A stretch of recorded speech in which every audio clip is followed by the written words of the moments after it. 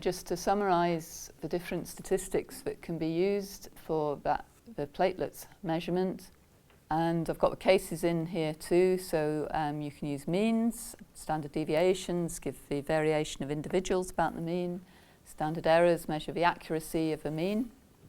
And then we've got medians, and while the median for the normals was quite close to the mean, for the cases something odd's going on. We've got a median of 0, so more than 50% of the cases have got 0 value for platelets.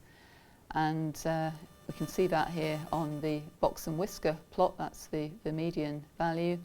This box and whisker plot also shows the interquartile range, so 50% of the middle values of the data for the cases are from 0 to 50, and then for the normals it's 477 to 725, so that's the values we found, and we've got the minimum and the maximum.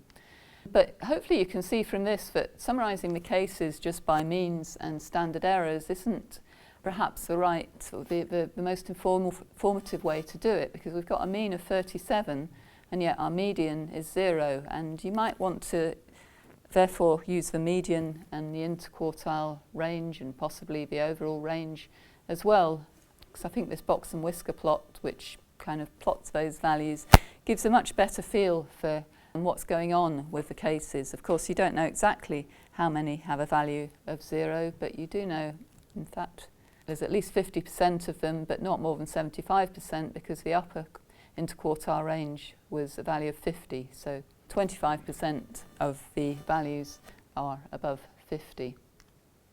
But for the normal data, this box and whisker plot shows that probably the mean was a reasonable way to summarise the data. Of course, if you're comparing the cases and normals, you can't really sort of have in your report put a median for one and a mean for the other, so you'd have to think carefully about how to present the data.